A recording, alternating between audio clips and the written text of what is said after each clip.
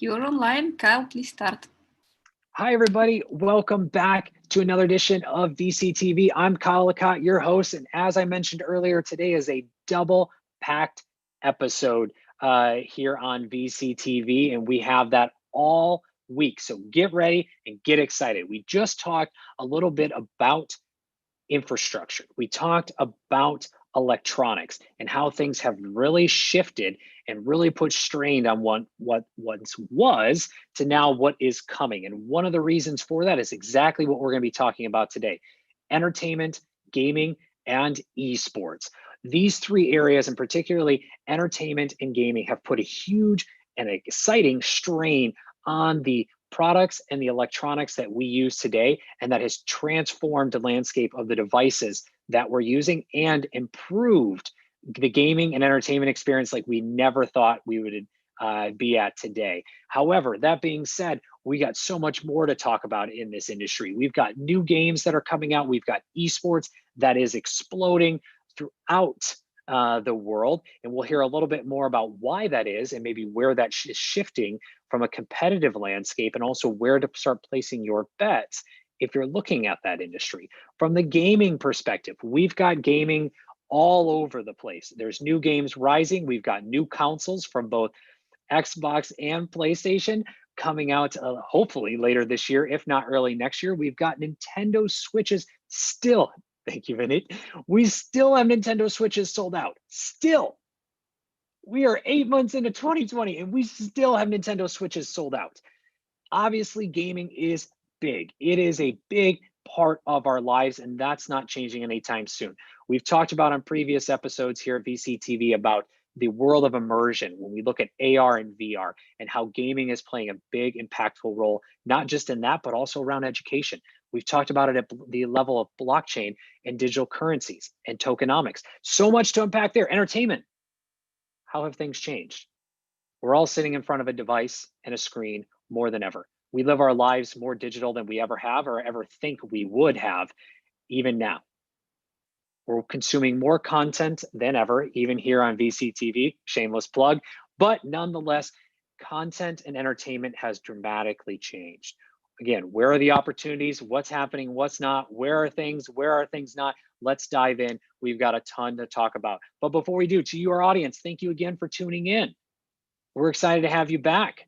And for those that are maybe listening as investors, we'd love to have you on a show like today, whether it's talking about esports, gaming, and entertainment, or a variety of other topics and technologies. Reach out. We'd love to hear from you. Entrepreneurs, this is a stage for you as well.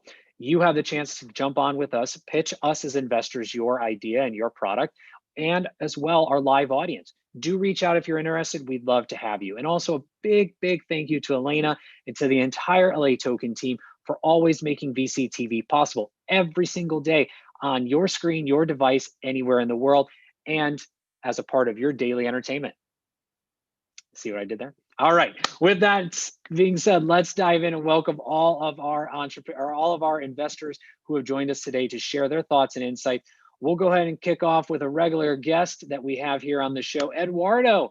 Welcome back to the show. We'll let you kick it off. Short little introduction and background on yourself. Hi, Kylie. Hi, guys. Hi to all the audience. We're here again, actually. Very pleased to be here to speak again about esports, gaming, and so on. Actually, you know, myself, basically, I'm running the operations of a large US family office in the EMEA region, actually. We invest in private equity, venture capital, particularly in deep tech, artificial intelligence, Internet of Things, esports, gaming, fintech, that kind of, fancy industries, I would say. So, in myself, I actually also the president of the Entrepreneurs Club of the largest private educational group in Spain. I'm also a teacher and a mentor in different, MBAs from business schools actually in Europe. And I'm also, I gotta say, Kylie and the audience know it, I'm passionate about gaming actually. I've been a gamer actually since I was a kid. Actually, got my PS4 Pro, got my PS5 already booked. So yeah, I mean, ready to have an interesting discussion with this, superb group of panelists. Absolutely. I know you're such a big gamer. You've also had a controller in your hands. May or may not have been playing game on future episodes or past episodes of this as well. But nonetheless, welcome back. That will be great, actually. That will be an absolutely fantastic session. Okay, we can also invite the audience to play with us, definitely. Maybe we'll do a little esports special, and we'll get a little stream going with some gaming. But nonetheless, I love it. All right. Well, next up, Vineet. Welcome back. I believe you are in the Millennium Falcon, TIE Fighter, X-Wing. Where are we at today? No. Millennium Falcon. You can't make I just wanted to double check on this show, Kyle. I just wanted to double check. I want to give you all the options, right? Dark side, light side. I wanted to make sure you had your choice. But welcome back, and also a little intro, a little background for you. Thanks very much. I'm here in India, and going with the example that you had, I spent 15 years as an entrepreneur, and now I'm a VC. So people do say I have moved over to the dark side, but very honestly, all that I'm doing is bringing balance to the force. And have been a gamer for very long. Some of the games, this is the right audience to understand the kind of games I've played. I've started back from, where in the world is Carmen San Diego, which was played on DOS on a PC, right? Moved on to, like everyone else, a Nintendo, a Game Boy, and all the way. Being in India, you did have very limited options to be a gamer other than a PC gamer, right? Consoles were hard to get by, and if someone had a console, you went to their house to check it out. Having said that, happy to be here. And I'm seeing that the rest of the speakers here know a lot more about gaming than me. So absolutely ready to learn. Thank you. It's a fair playing field for all. And great name drop with Carmen San Diego. I remember playing that as well. And it's still a fan favorite. Jeff, welcome to the show as well. Little background, little intro on your side as well. Sure. Thanks for having me here, Kyle. Number of years, about 30 in the entertainment business, having been an agent at Endeavor, having been a studio executive at some independent film companies, having produced films. So wide range of entertainment, leading up to spending about 4 years at Amazon, building marketing communications team at Amazon Studios. So really have a good view of the streaming world, how streaming has really affected television in general. And I think if anyone is watching America and looking at the Democratic Convention, it's definitely changed from being a 3-network party where it kind of dominates television to now we're sitting watching our future candidates sitting on live streams, kind of as we are today. So Kyle, you're definitely leading the force and helping change the world. So thanks for having us here. Absolutely. I mean, I'm loving the reference. I hope it continues. We're this is going to be a fun episode for sure. And even to that point, I mean, not just the presidential elections that are coming up here in the U.S. and seeing that how that's changed, but also looking at award shows. Right, looking at how award shows were being handled at all levels, looking at how sports and commentators are handling sports now. There's so much of that world you're bringing up, Jeff, as well, that is just very, very interesting and could paint a picture that once was only thought would be here, but has now been accelerated, and we are going to see it's a little bit more interactive. I'll just leave it at that. Let you comment further as well. Robbie, you've got the potentially second coolest. I apologize, but hard to beat the Millennium Falcon. But you got one of the second coolest backgrounds on here. Welcome to the show. A little intro, a little background. Sure, and actually, my background is from one of our titles called The Sandbox, so I'm plugging it there. We are a game developer headquartered in Hong Kong, but we have studios around the world. We're on 5 continents. And our focus for the last 3 years has been blockchain games. So the intersection of blockchain technology and games. We really, steadfastly believe that the adoption of blockchain on a mass basis is going to happen through entertainment products. We want to be there. So not only are we developing a lot of our own content in-house, But we've also sort of accumulated a relatively large portfolio of minority investments in other, great studios and companies within our segment, because we just, it's always as Vineet will know, as a VC, you're always betting on horses at the horse race to figure out who's going to win. And sometimes it's a good idea to put a little money on every horse in the race. And so we're taking that approach to blockchain games because we think this is a really exciting segment, and we just want to be part of the fun and help to grow the community. Awesome. We're happy to have you, and happy to have you in the community as well. And looking forward to hearing where you're playing in that space, whether it's at the infrastructure and picks and shovels level, all the way up through the studio level as well. Mark, I'm so delighted you could join us. I mean, you look like you're just chilling at the beach, and I hope we are entertaining enough, because it looks like you're relaxed and having a great day. But nonetheless, welcome to the show. A little intro, a little background. Well, I'm in Puerto Rico, Costa Rica. Been here Very since nice. actually February because of the whole pandemic. I was scheduled to leave on Tuesday to Milan. And if we all remember the historical progression of this pandemic, it started in Milan. So, putting family first, we decided to stay here. My wife is from Costa Rica. We were visiting and taking a little holiday in between the winter holiday in Europe. I'm usually based in Barcelona, Portugal. And we've been here ever since, and I'm not complaining.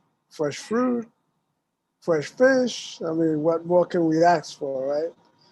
I'm originally from New York. My first job was Yankee Stadium, working along some very powerful sporting figures of the New York Yankees, right? So, I mean, I learned a lot about a lot of things in the last 40 years, but what I learned the most about why I got into digital and entertainment, being from New York, being from the Bronx, I've seen how hip hop was kind of a epitome of how the world was going. A little something became massive, became big, became a lot of things, and spread into different industries. So you have a guy like Will Smith, who's a little rapper from Philadelphia. All of a sudden, he's a big Hollywood star. And then what I've seen in the last 10 years or so, which really pushed me into the digital space, was that you had guys that were like Cristiano Ronaldo and Messi, who were,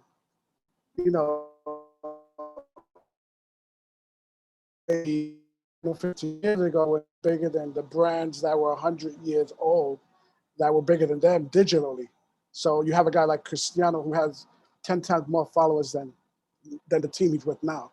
Not Real Madrid. Real Madrid, we know, is one of the most powerful digital brands out there, with over like 250 million followers online or whatever. But what we saw as a company, and for some reason, they have me listed at Lat 84 Coffee. That's one of our investments here in Costa Rica, where we export coffee to London and to major cities in New York, New York, Miami, and the States. That's one of my investments, but eventually we want to make coffee buying a digital process too, where you can buy with tokens and then trade them to play games, or buy them to download music. So I'm looking at what's going to happen later, but I'm looking at it really like on a kind of a grassroots level, because I think that's the only way it's really going to become a massive appeal, because simple people need to understand complex things. And I think that's where really where our clients that we work with, which are teams that are 100 years old, 90 years old, 40 years old, they're not getting that. They think that it's still like the old-fashioned way of finding fans or connecting with fans.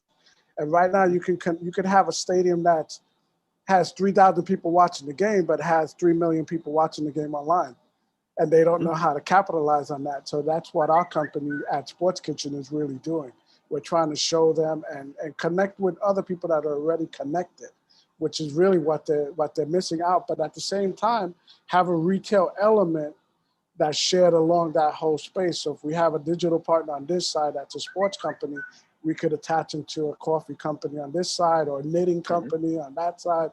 We have knitting companies. So we want kind of everybody to get involved in the digital boom, because it's a baby still. I mean, It's happening fast. I don't mean to and cut it's you off, but it's happening happening fast.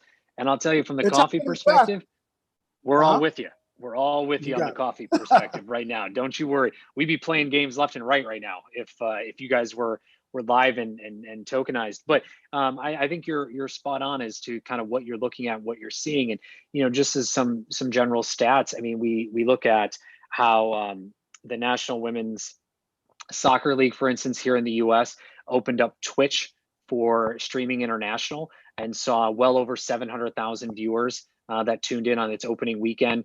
Also, the amount of national or international audience we've seen secondary sports and entertainment really start to pop up from a digital tune in, not just that physical attendance as well. So you guys are spot on, and we're going to talk more about that.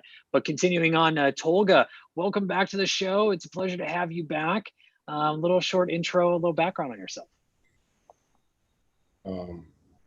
Thanks, Kyle. Thank you. Good to see you again. I'm very appreciative again for the opportunity to be here with valuable other panelists, very experienced people. My name is Tolga, and I founded my company called Thunderbolt in Los Angeles and built multiple different technology ventures under the umbrella of my company. We actually raised 8.5 million combined seed investments for these startup ventures. Eventually, I sold Thunderbolt to an investment company called New Wave Holdings. And New Wave was primarily investing into eSports, gaming, technology, and also the psychedelics sector in Canada. And this was actually helped me to become the CEO of the parent company, New Wave Holdings. After the acquisition of my company, I pretty much led this holdings company for 7-8 months, and we made multiple different investments into various esports and gaming ventures in Canada. And recently, in October 2019, New Wave went public in Canada at the Canadian Stock Exchange. And after that, I left my position, and right now I'm advising startups and holding shares in various technology and gaming companies, including New Wave. And I also just joined a new startup, a new EV charging software and hardware development company based in Los Angeles. And these are pretty much what is happening for me at the moment. But I am coming from the gaming background. I worked at Electronic Arts. I worked in various interactive agencies and I myself designed and built multiple games for both startups and also big corporations. So I'm really excited to talk about the future of the industry and what's ahead of us.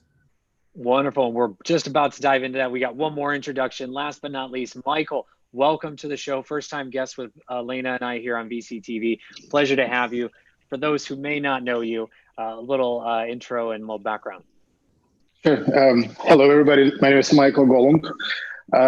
In my career, I managed 5 public traded companies, 2 of them taken public. I was a founding team member of a company called BitFury. Maybe you heard of that company. The original first employee, CFO, and board member. Sold my equity to Mike Novogratz, a Galaxy Fund, a few years back. And right now, a few years back, started a new company called FanVestor, which is the first platform to allow fans to invest in their heroes. Really to follow, really like to mark your intro. I'm completely 100% with you on that. If you think about, you were comparing, let's look at Super Bowl. You had 100 million people logged in to that interesting event, right? The biggest watch sport in the world. I mean, once every 4 years, of course, we look UEFA, but let's look at Super Bowl. 100 million people generate $400 million of ad spend. You have Ronaldo, amazing football player, but he speaks every day to 380 million people. And then you have another 77 or 80 people next level in sport and media who have access to 3.5 billion people. And they have not just their core business, but their outside businesses.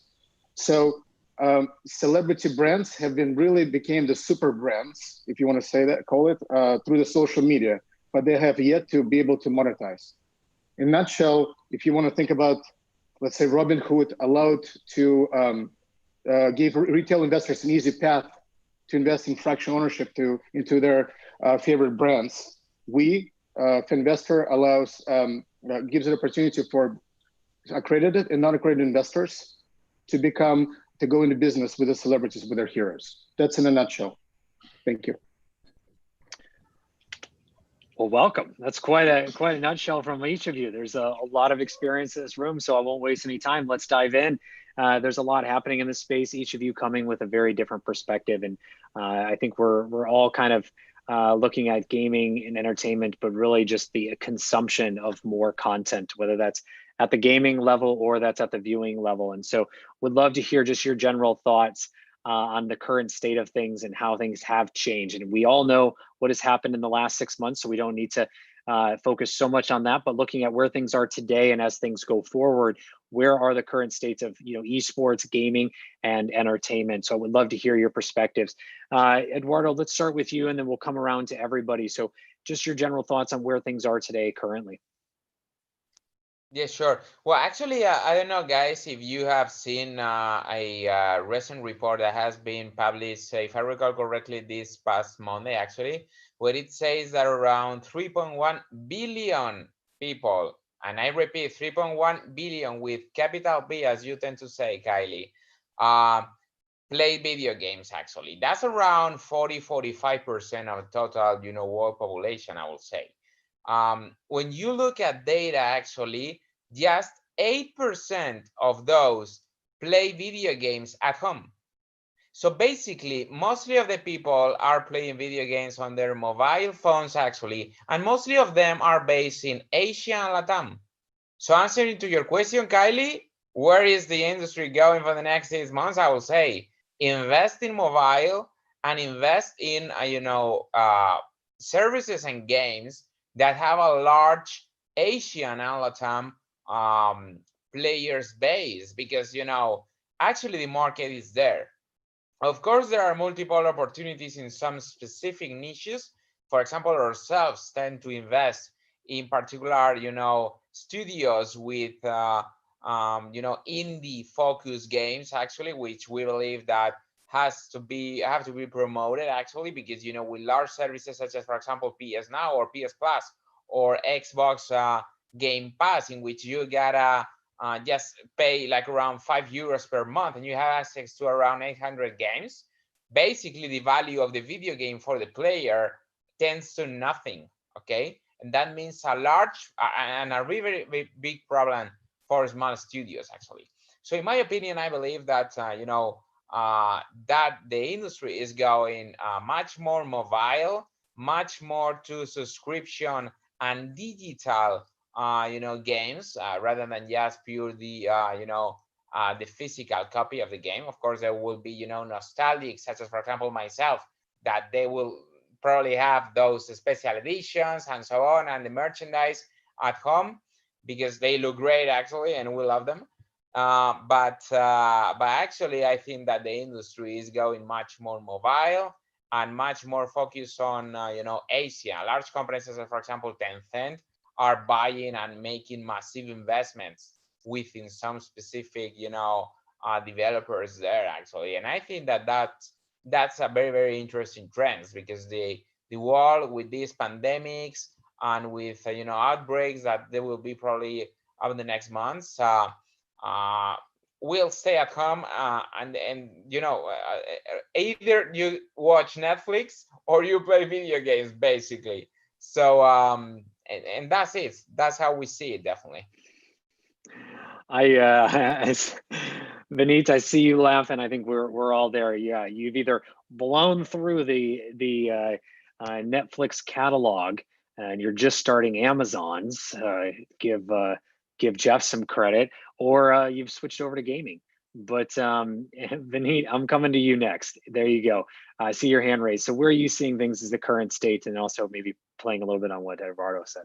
Thanks. No, Eduardo, absolutely phenomenal, the start you had to the session. Thank you very much.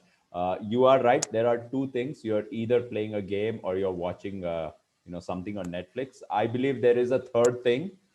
You're probably investing in one of those industries, right? That's one of the three things you're doing during lockdown.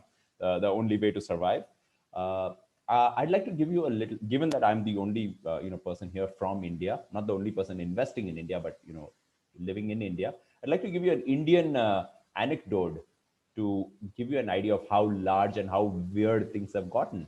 So gaming in India is very different, right?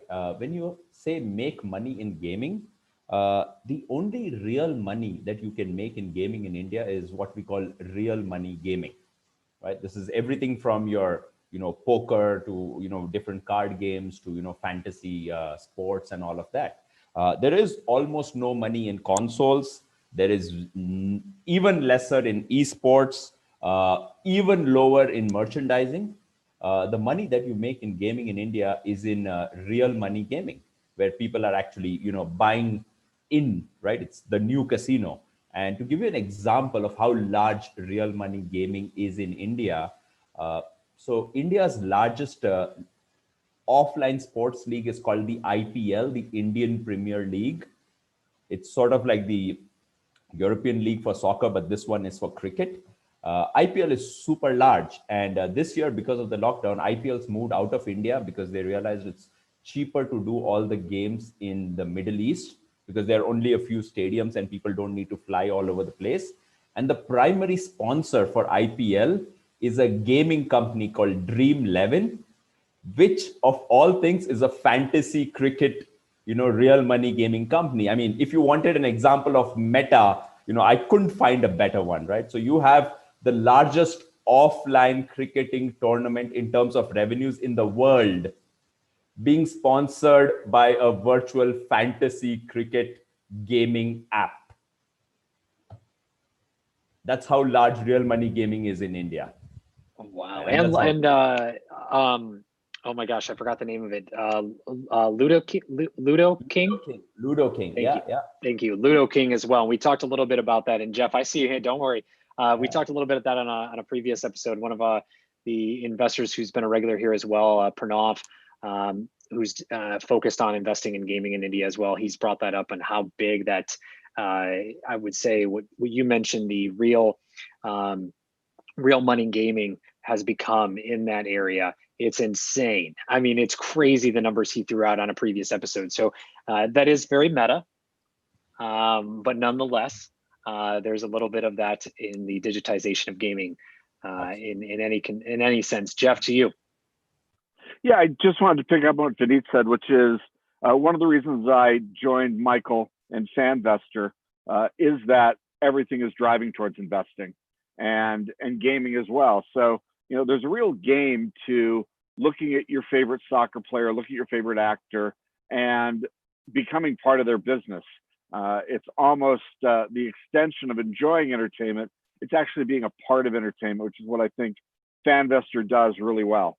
So I think that more and more we're going to see entertainment evolving beyond what you can just see, because now streaming gives you entertainment all the time. It's no longer just tune in.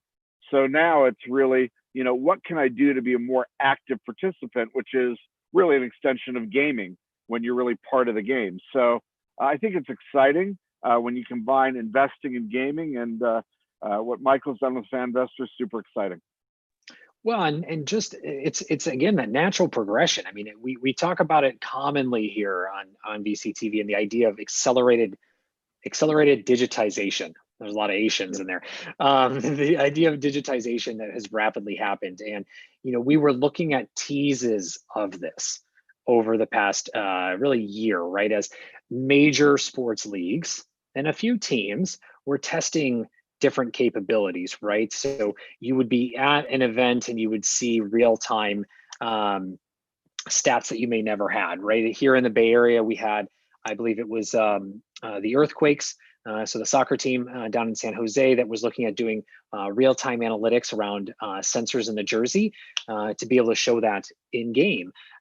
We then have gambling that's starting to take off in gaming and fantasy, which we know is a multi-billion-dollar sport, and the idea of that overlaying those, right? If you watch the NFL, the National Football League, there is a lot of cross conversation on certain channels from what's happening in real time to what's happening in fantasy sports. So that was a natural combination that was just waiting to come. And Jeff, you're calling it out right, and I'm going to come right back to you. Furthering on your point, what else are you seeing as kind of the current state of things?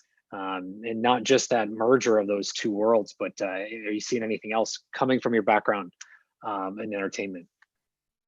Sure, I think that film has definitely made a big switch. So what really drove global conversation for so long was film, and now when you look at where gaming has come to, and this next generation, they're really not spending a lot of time going to the movies. They're really spending a lot of time both gaming and on YouTube, and really on mobile gaming. And as I watch my kids who are 15, 16 years old, I'm watching them spend 90% of their entertainment time on YouTube, and then social media, which has really also become another entertainment form unto itself. It's almost like self-entertainment. And so when I look at what we're doing with celebrities, what we're doing with entertainers, what we're doing with athletes, you're really becoming and extending what you would do with your friends for that social interaction. You're now able to do it with celebrities. So social media is great for celebrities, except for the fact they can't really monetize it. So when you look at, Ronaldo's following, as Mark talked about, he's got all these followers, unless he's actually selling a product, which a lot of celebrities are doing, he's not making money. So if you can actually activate your fans to sell a product, then that's super exciting, because then you're getting them to work for you, and that big social following that you've built up, that your teams helped you build up, that you probably spent money on building up, you can actually get a return on the investment. And again, that kind of goes back to our model as fan investors. So again, I think that the evolution is happening right now between traditional entertainment, gaming, and then, as you say, Kyle, a lot of tizations, the digitization and the monetization and the commercialization, all of those together are super interesting. And it's the next evolution, right? It's something we've all wanted. You want that experience both as an athlete or as someone in the world of entertainment, to then being a fan, right? I want Vineet's background. I want to feel like I'm in the Millennium Falcon when I'm watching Star Wars, right? I want to have that experience that I can go into the galaxy far, far away while I'm experiencing it as well. And Michael, I'm going to come back to you in just a minute, but I do want to go to Mark. Mark, following Jeff's point, your first job was at Yankee Stadium. I mean, you were living, breathing, feeling the energy in the old Yankee Stadium, I'm going to assume. And Right. we've both been there, so it doesn't age either of us. But you felt that. And now things have become digitized, right? You're looking at this new digital world. How are you seeing things as the current state of, not just gaming, but entertainment as a whole? Part of it is unbelievable, especially during the last couple of months when I'm like, why would anybody tune in to a virtual concert? It's like watching a video on YouTube that was filmed 25 years ago. The same thing, you know what I mean? Like I can tune in to watch old videos and I get the same feeling, because I'm an old guy. I'm like just approaching 50, I'm old. Hey, But I had one night, I'll just share this as a fact. I had one night, there were no sports on. I pulled up an old early 2000s, we won't date it, baseball game to relive that I was standing and watching because there were no seats available. So I know what that feeling's like. You're not old. No. You're just nostalgic. No, but I have a son that turned 13 years old yesterday. We celebrated his bar mitzvah yesterday, right? He always wanted a bar mitzvah because all his Jewish friends get a lot of money for the 13th. He got about $500, but Mazel tov. There you Yeah. go. And Mazel tov, happy belated birthday. $500 might buy you a Nintendo Switch right now. It might, if you can find one on the aftermarket. If you believe it or not, we were in New York in October and he found a Nintendo Switch. He found a Nintendo Switch in October in New York on the street. We tried to find the owner through Nintendo.com and he ended up giving to his cousin because he had to. But anyway, getting back to Jeff's point, I respect Jeff, and I've been following FanVesta for as long as they've been visible for the last couple of months, very visible. And I like their approach because they're seeing the future, and I like to see visionary people.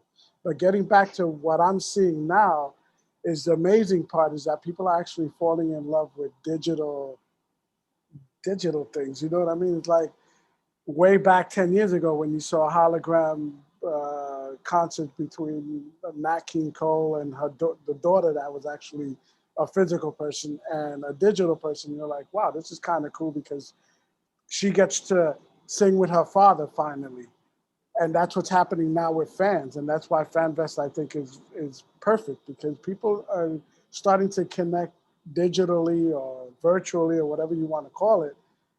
And it's a new kind of way of doing it. But what I'm afraid of is how long would that last? Because eventually someone's going to get that feeling to be human again and say, hey, I don't want to talk to Cristiano I want to actually see him or have dinner with him or whatever. So I think it has to be full circle again. And I mean, I own billboard companies in Miami back in the 90s and the early 2000s.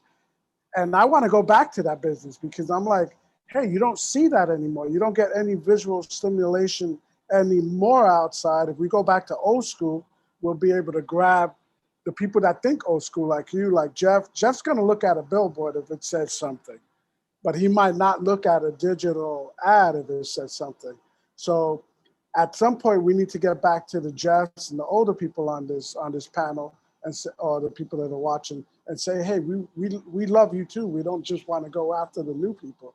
Because I mean, at the end of the day, the people that are spending money now are the old people, and the young people are spending their daddy's money. I mean, I know people at King, and they told me that there's people that spend $10,000 a day on those little pop-up games, which is a massive amount of money. Let's just pause there for a second. That's massive. And I know someone at a fantasy game that doesn't exist anymore, that he had a guy from the Middle East that was spending $500,000 a month buying players just so that he can maintain the leaderboard, kind of be the leader of the leaderboard. Yeah. And when the company was for sale, I found that guy and I said, hey, you want to buy the company? He said, no, I'm not interested. I said, you just spent like more than what we're selling the company for. And he's like, hey, I'm sad to see the company go. I'm like, yeah, you could keep it, and you can buy 1, 2, 3, 4, 5, 10 spots on the leaderboard for less money. And he's like, no, but he's spending $500,000 a month buying players. So It's kind of weird, man. I mean, there's no real way, because I mean, a lot of the essence of what we were taught is the complete opposite now. So I mean, I wasted my father's money going to the University of Miami. That was expensive. And all the extra stuff that I did on the side, that was expensive. So I'm like, everything that we did learn, we learned in kindergarten. And I remember the book well. So now we're washing our hands again, washing our face, and staying away from the sick boy or the sick little kid or whatever. So, I mean, things are basic now. They're just digital now. And that's more digital later. Yeah, and I think you're right on the blending of the worlds. And Michael, I want to come to you, as I know you might have to leave us here in a few minutes, so I want to make sure you get your points in as well. And so, Mark, I will come back to you. I apologize, but just sure. Michael, to further on Mark's point, anything else to add around the current state of things? I mean, you are heavily involved in this, and Robbie, you know where this is coming with Michael's background. So go ahead, Michael. Thank you, guys. Thank you. So what's interesting, and I'm sure a lot of people right now listen, a lot of game developers are listening right now to and thinking, what's next in terms of investing? Who is going to support us to bring it to the market level? What we found, and in Q2 of this year, $1.3 billion was raised through crowdfunding, and this is a brand new phenomenon that is happening. In the United States, with the Job Act, allowed for public solicitation to non-accredited investors under, I'm sure you guys heard of Reg CF, Reg A Plus, and things like that. There's a lot of companies starting out of nothing with a great idea and going to the crowd, because FINRA in the United States allows to invest as low as $10. Where have you heard an issue where you can become a fan of a club? You can, if you like a game, you can you can become a part of that club and you invest as low as $10. On average, non-accredited investors invest $500. So if we're talking about somebody needs 25 million bucks, for example, you basically need 50,000 people, 50,000, 50, to say yes to $500. So if somebody has a crowd of social media following of millions and active millions, not bot millions, but real millions. It becomes a numbers game. That's it. You do the paperwork with Reg CF, it's straightforward. Form C, you file it, within a month, you're out. Your cost to go there, 10, 20,000 bucks to go out and try to test the waters. With Reg A, it's a little bit more because you have to follow, you have to work with SEC, FINRA, maybe another 60 days to follow your process. But again, people with very boring businesses are raising crazy capital. So if you have some kind of really cool idea, you think about how you can actually involve those celebrities in sport, in talent, musician, athletes, entertainment companies, esport companies. We're working with several companies like that right now to monetize their fan base. And they not just want to raise capital because it's nice. They want to put their fans on their cap table. This is amazing. Think about this. No longer you have some people who care about EBITDA multiples or revenue, this and that. No, you actually have people who care for you, who will be there in the good times and bad times for you. So actually, that's what we're capitalizing on because of, we work with this kind of companies. With iHeartMedia, we just kicked off a huge project, multi-year partnership with a few other ones, with Jonas Brothers, with DJ Khaled, with LA Dodgers. But I'm just saying, overall, it has moved. Now you don't need to look for VCs specifically who care about just, oh, when I'm going to start making money, this and that. You can actually go to people and raise capital for your businesses, for your ideas in anything. So they're just 5 cents here to tell you, but that's it. Thank you. No, thank you. And I know you have to jump early, but we've got Jeff to represent for you guys for a little bit. And Mark is a big fan as well. So I think you'll be well represented. Yeah. And so thank you very much, Michael. And we'll let you know, our audience, where you can find Michael and FanVest after the show as well. So Michael, thank you. And yeah, it's like this, FanVester. There you go, FanVester. There you go. Thank you. Guys. Have a great day, Michael. So Robbie, coming to you on Michael's point, I mean, talk to me. So we're entering the metaverse, we're entering the cryptoverse, we're entering the blockchain gaming verse. So now we went from izations to verses. So tell us what's going on. Following on Michael's point, first thing, Mark, who are you calling old? Just because the last time I went to a Yankees game, Reggie Jackson was playing doesn't make me old. No, and it's not old. I mean, my son's first coach in Barcelona. My son was 6 and his coach was 82 years old. He could outrun me and you, and I've never seen you.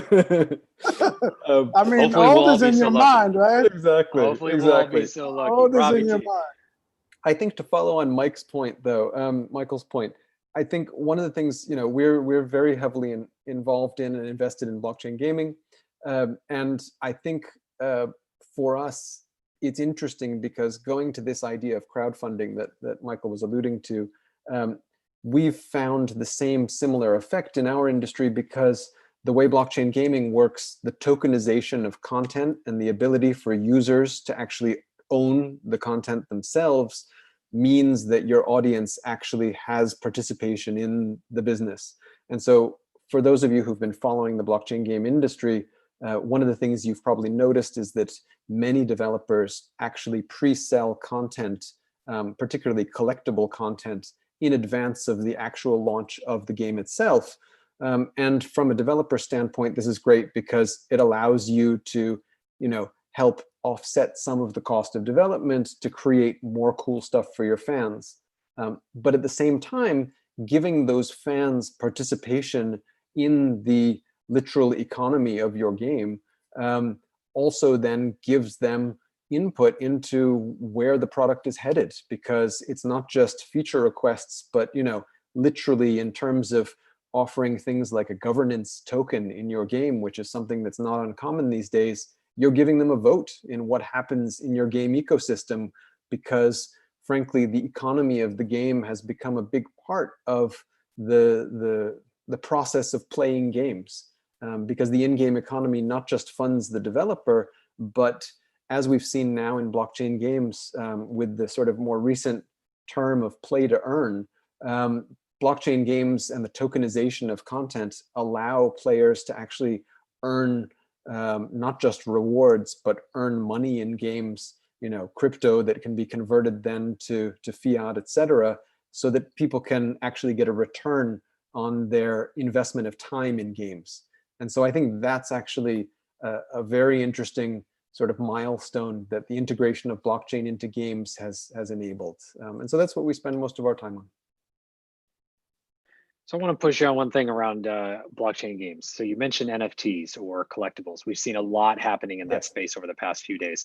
So talking about tokenization, whether it be the Sandbox, Decentraland, or many others, just to spread out the landscape there.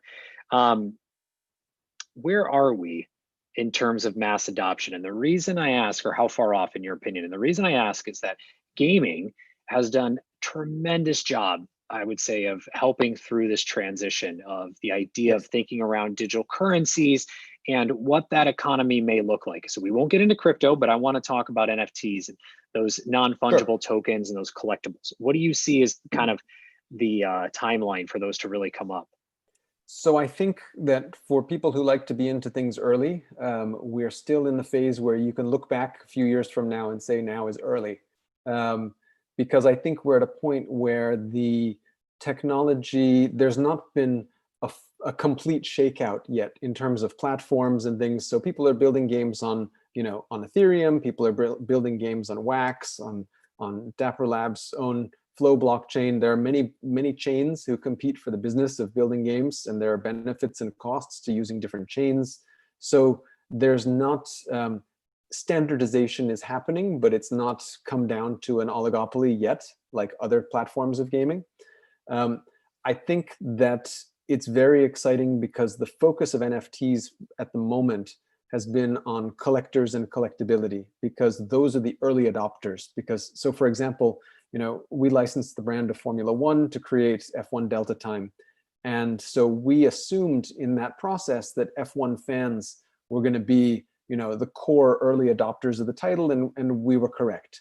So there are people who buy physical merchandise. They'll buy the Ayrton Senna signed helmets and things like that, and they watch all the races, and they're the super fans, and they participate in our ecosystem by buying non-fungible tokens of things that they're fans of. Maybe they want Lewis Hamilton's 2019 car because he won, right? Or something like that. And so we find that a lot of blockchain games this year are focused on the collectability aspect, because that's the one that best bridges games and also where blockchain comes from, which is the crypto community, where most things are themed towards investment. And so collectability bridges or marries the investment aspect with the pure, gaming as a way to spend time and enjoy time aspect.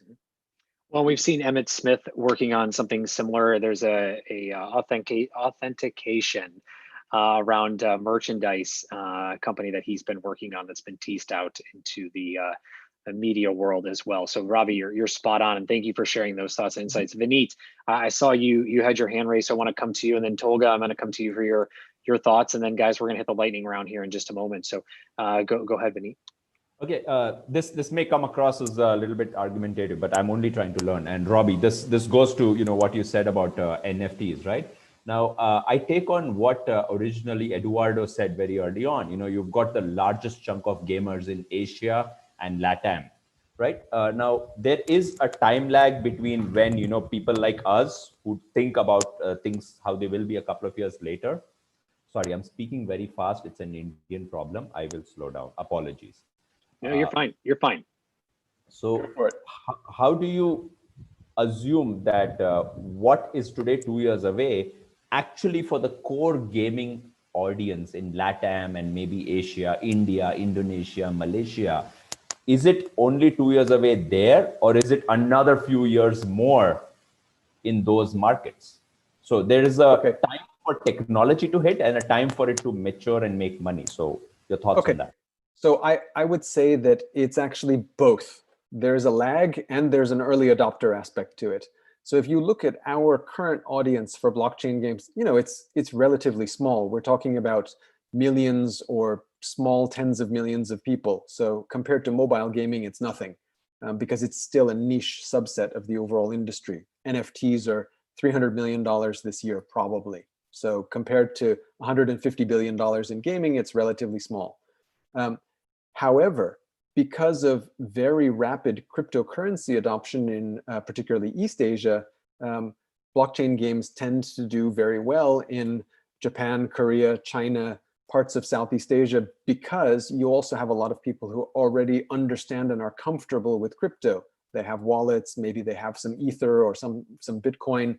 And so the barrier to entry to getting into a blockchain game is very low for them. I think one of the major barriers to entry for blockchain games in general has been just technology adoption, because to execute a purchase in a blockchain game, to go from logging onto the website to executing a purchase, you're talking about a few hurdles.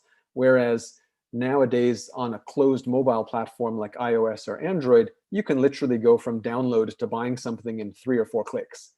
We're not yet at that stage, but I think we will be at that stage within, here I'm going to put it out there. I'll say 24 months. So you can come back to me with that prognostication in 24 months.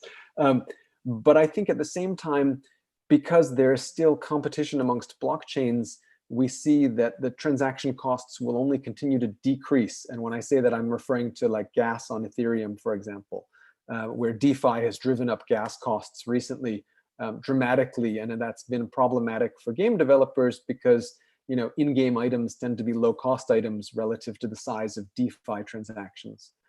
But there are other chains like Hive, for example, where you can have gasless transactions or Flow. So I think that, to go back to your adoption question, my background behind me is the Sandbox, which is one of the most anticipated blockchain games globally.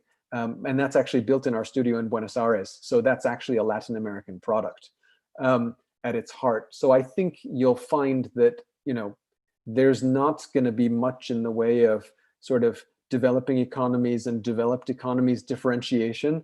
I think actually the developing economies may leapfrog a little bit, only because the relative lack of regulation around cryptocurrencies will hamper investment from the most developed economies, which will be cautious about it. It's a very, very good point, Robbie. Thank you. And Vineet, great question. Tolga, I want to come to you real quick for where you see things as the current state. And then again, gentlemen, we are going to hit the lightning round.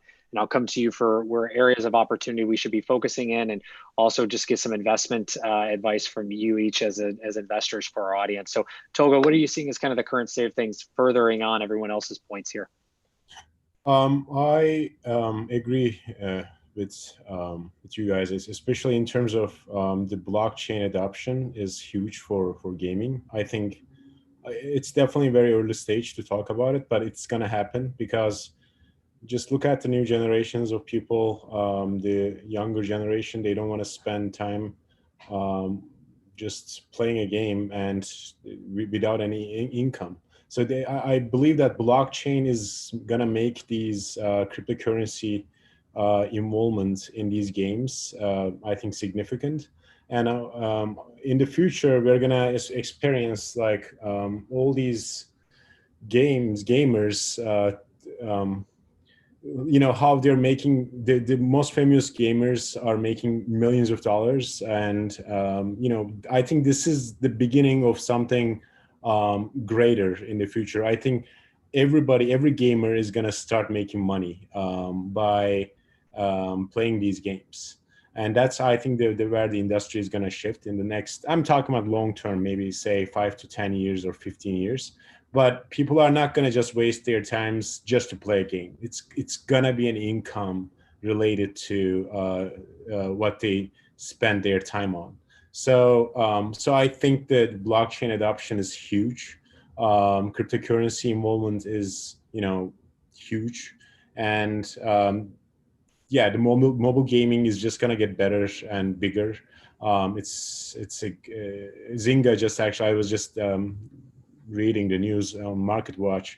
Zynga just became the biggest mobile developer in the world, and they just acquired, actually, since I'm originally Turkish, they just acquired 2 Turkish unicorn gaming companies. One of them is Peak Games. They acquired them for $1.8 billion. And they also acquired another Turkish gaming startup very recently, just like a week ago or something. Gaming has mobile gaming and the blockchain cryptocurrency involvement has insane amount of potential. I believe that, I am not personally, I haven't invested into any blockchain gaming company, but I have big holdings in the Canadian New Wave holdings company that I was a CEO of, and they have invested into some various gaming and esports companies. And hopefully in the future, I mean, this is gonna get bigger and better for everyone. I believe that, when people talk about entertainment, mainly they think about Hollywood or movies or just passive I call it actually passive entertainment, because you just watch a movie and you spend money for it, your time and everything. Of course, it's entertaining, but you don't get anything out of it. I believe that gaming, which is already actually surpassing the size of Hollywood, I think gaming is gonna definitely take over as the biggest entertainment sector in the world, and blockchain is going to be a big part of it. Yeah, and I'll just I think you're spot on. I mean, mobile is just going to get more mobile. We're going to see, different devices and more opportunities to maybe even cross play, right? Start a game on a phone to move onto your tablet, to move onto your whichever device you're using, laptop, desktop, to then your console, right? Seeing that kind of interoperability as used in the blockchain space. And that also tees up Jeff. Jeff, I want to come to you in our lightning round, which is where we're coming to for closing thoughts and where everyone can find you as well. And, I think for you, being in the world of entertainment, you see this kind of transition, right? From gaming and entertainment being separated to them being combined, and now kind of crossing in that intersection as they overlay each other. So any closing thoughts, and where can everyone find you online? Best place to find me online is on LinkedIn. And I think, where the world is going is definitely, as my fellow panelists have been saying, Mark and Robbie and Vinet are all kind of hitting it from different regions, different platforms, whether it's blockchain or betting on live sports or, just gaming in general. I think, this is the future, and this is where the next generation is. And I think that's where young or old, like Mark and myself, I think this is where we're going to have to end up and start playing. So thanks for having me, Kyle. I'm actually going to sign off. So again, find me at LinkedIn, and thanks so much for having us. Thank you so much, Jeff, as well. Appreciate it. Have a great day. Eduardo, coming to you. Any closing thoughts as well, and then where can everyone find you online?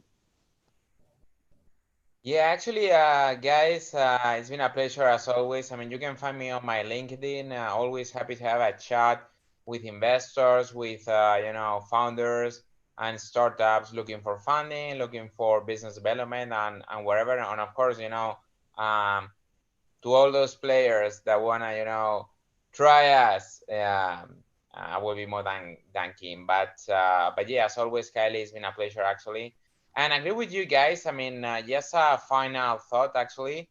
Definitely blockchain has been one of the main catalysts, I will say, within the eSports gaming and entertainment industry, because many companies have been able actually to continue operations due to, cryptocurrencies and ICOs and STOs. Actually, for example, ourselves, we did an ICO for a gaming company. So, I mean, we know what we're talking about. So, and I believe that during the next months, we will continue seeing a number of, ICOs within this vertical, because, there has been a tremendous appetite from investors based in pretty much any country in the world, I will say. But guys, I mean, very happy to be in the next one, actually. And Kylie, it's all about you and Elena. I mean, just save the day, guys, and let's play. Thank you so much. I mean, it's a pleasure to have you, and thank you so much for the feedback as well. And Mark, I want to come to you next. Any closing thoughts quickly, and then also where can everyone find you online if they want to further connect and learn more, not just about your coffee efforts, but also some of the other investment efforts that you have going on?